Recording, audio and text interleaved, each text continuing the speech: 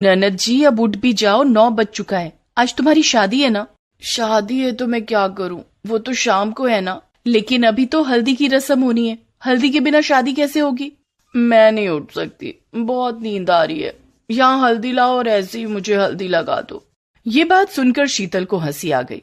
उसने कहा ये मजाक मत करो ननद जी, उठ भी जाओ अब। बिस्तर पर हल्दी होती है क्या? इतना भी आलस अच्छा नहीं है। पायल हद से ज्यादा आलसी थी। पूरे इलाके में अपने आलस की वजह से वो फेमस हो चुकी थी। बिस्तर से वो उठती नहीं थी और कभी बिस्तर से थोड़ी देर के लिए भी उठना पड़ जाए तो उसे मौत आ जाती थी। जो अपनी शादी के दिन बिस्तर से न उठना चाहे वो कितनी आलसी हो सकती है, ये तो आप समझ ही सकते हैं। खैर, कुछ महीने पहले की बात है। जब शीतल ने इस घर में बहू बनकर पहली बार कदम रखा, तब उसकी सास बिमला ने उसकी आरती उतारी और कहा, बहू एक बार अपनी ननद के कमरे में जाओ, उससे मिल लो। हाँ माँ जी जाती हूँ, लेकिन ननद जी बाहर क्यों नहीं आई? वो बाहर नहीं आती, तुम ही उसके कमरे में जाओ। शीतल पायल के कमरे में गई। पायल सो रही थी। आओ आओ भाभी, कैसी हो? मैं तो ठीक हूँ, लेकिन तुम्हें क्या हुआ ननद जी? अभी सोई हुई क्यों हो? तबीयत खराब है क्या? तभी बिमला ने कहा, मेरा नसीब खराब है। मतलब इतनी आलसी बेटी जो पैदा किया है मैंने, ये आलस के चक्कर में कुछ भी छोड़ सकती है। माँ अभी ये सब शुरू मत करो, सुबह के 10 बजे मुझे नींद आ रही है, मुझे और 3-4 घंटा सोने दो। हाँ हाँ सो जा, पता नहीं तेरी शादी कैसे होगी, कौन शादी करेगा तुझ जैसी आलसी लड़की से। इसी बात से बिमला हमेशा परेशान रहती थी।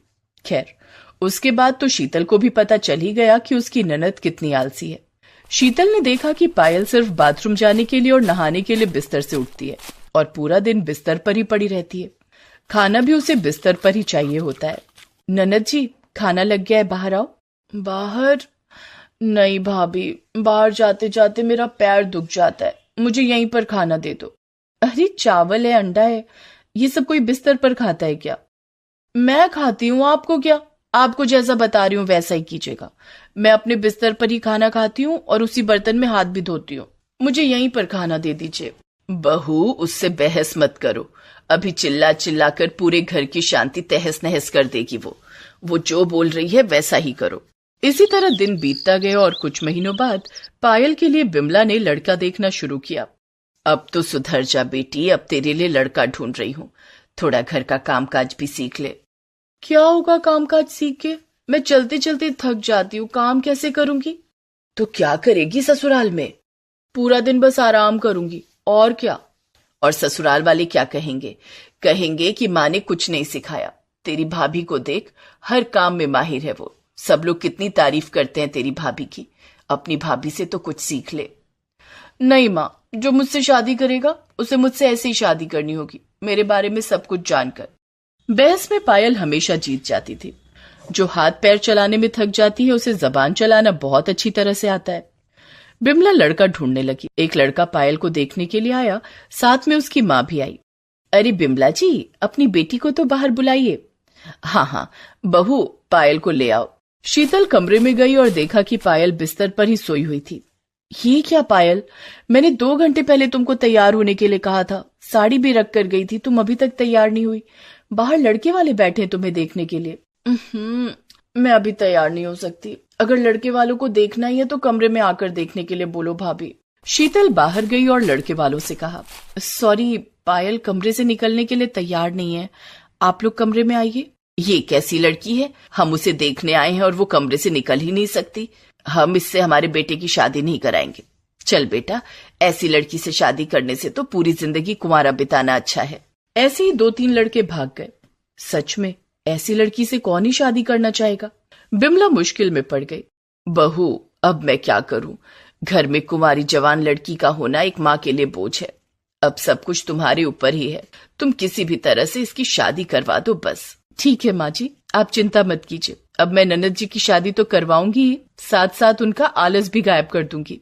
शीतल के दिमाग में एक प्लान था। उसका एक दूर का भाई था, उसका नाम रोहन था, लेकिन रोहन के साथ शीतल का रिश्ता बहुत गहरा था। शीतल हर साल रोहन को राखी पहनाती थी, भाई दूज में अपने घर बुलाती थी। शीतल ने रोहन से बात की।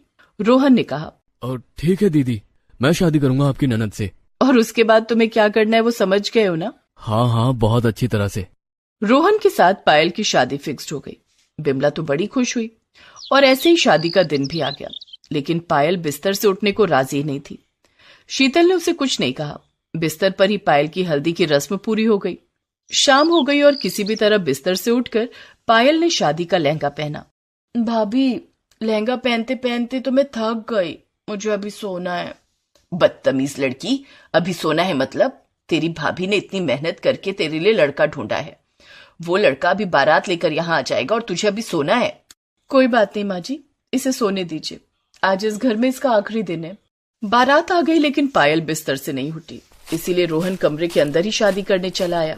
अरे तुम सो ही रहो पायल, तुम्हें उठने की कोई जरूरत नहीं है, शादी तो ऐसे ही होगी। Thank you so much Rohan, तुमने मुझे समझा। तुम्हारा पति जो बनने वाला हूँ, समझना तो पड़ेगा ही।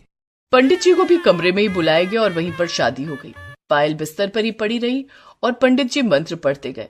अगले दिन सुबह विदाई से पहले बिमला ने अपनी बेटी से कहा, बेटी तू बहुत लकी है जो तुझे ऐसा पति मिला, कभी से नाराज मत करना। पायल ससुराल चली गई, लेकिन उसे ये नहीं पता था कि इसके बाद उसके साथ क्या क्या होगा। ससुराल में 2 दिन तक तो पायल की सास, ननद और नौकरों ने उसे खिलाए पिलाए, लेकिन उसके बाद रोहन ने कहा, मुझे एक नई नौकरी मिली है, उसके लिए मुझे बाहर जाना होगा। पायल तुम भी मेरे साथ चलो, नहीं तो मैं अकेला बोर हो जाऊंगा। रोहन पायल को लेकर बाहर चला गया और दोनों एक फ्लैट में शिफ्ट हो गए। अगले दिन सुबह सुबह रोहन घर से चला गया। अब पायल घर में अकेली थी। पायल को अकेले रहने की आदत नहीं थी। वो हमेशा से ही घर की लाडली बेटी थी और उसे सभी बहुत प्यार भी करते थे। इसीलिए वो जो भी बोलती थी सब लोग वही करते थे। उसके सामने खाना लाकर रख देते थे। लेकिन अब घर में अकेले पड़े पड़े पायल को भूख लगने लगी। अरे यार, बहुत भूख लग रही है, क्या खाऊं, घर में कुछ है भी तो नहीं। पायल चिल्ला भी नहीं पा रही थी क्योंकि घर में तो वो अकेली थी, भला किस पर ही चिल्लाती। फिर भी भूख बर्दाश्त करके वो कुछ देर सोई रही, लेकिन अब भूख काबू के बाहर जा रही थी। माँ, भाभी मुझे खाने को दो, माँ, भाभी। पायल की रोने की हालत हो गई। अब उसे बिस्तर से उठना ही पड़ा, लेकिन उसे खाना बनाना नहीं आता था, इसीलिए उसने अपनी भाभी को कॉल लगाया। क्या बात है, सुबह के 9 बजे कॉल कर रही हो, ये कैसे हो गया आज? भाभी बहुत भूख लगी है जोर की, झटपट बन जाता है, ऐसा कुछ बोलो ना। रोटी सब्जी बना लो। नहीं नहीं, रोटी सब्जी बहुत मेहनत का काम है, कुछ आसान सा बताओ। ठीक है तो फिर पोहा बना लो। शीतल उसे पोहा बनाने का तरीका बताती गई और पायल ने पोहा बना भी लिया। जिंदगी में पहली बार उसने कुछ बनाया, लेकिन उसमें मेहनत बहुत लग गई। पोहा खाने के कुछ देर बाद उसे फिर से भूख लग गई। अब उसने खिचड़ी चढ़ा दिया। घर बहुत गंदा हो रखा था। खिचड़ी होते होते उसने घर भी साफ कर लिया क्योंकि उसे गंदगी से नफरत थी। ऐसे ही धीरे धीरे उसका आलस जाने लगा। शाम को रोहन लौटा तो देखा पायल ने उसके लिए खिचड़ी बनाकर रखी थी। अरे वाह, मेरे लिए खिचड़ी बनाई हो? हाँ, खा के बताओ। ऐसे ही 1 हफ्ते के अंदर पायल का आलस चला गया और वो घर का सारा काम सीख गई। तब जाकर रोहन ने उसे बोला, पायल, वो असल में मेरी कोई नई नौकरी नहीं लगी थी, मैंने तो झूठ बोला था। ऑफिस से 1 महीने की छुट्टी लेकर यहाँ आया था। प्लान तो तुम्हें घर में अकेला छोड़ने का था, तुम तो 1 हफ्ते के अंदर ही सब कुछ सीख गई। समझ गई, भाभी भी इसमें शामिल है ना? हाँ, ये शीतल दीदी का ही प्लान था। लेकिन पायल ने बुरा नहीं माना, बल्कि शीतल को कॉल करके उसने थैंक यू कहा। अब उसे काम करने में मजा आ रहा था। तरह तरह का खाना भी बना रही थी वो। ये सुनकर बिमला के दिल को भी तसल्ली मिली और पायल खुशी खुशी अपने ससुराल में रहने लगी।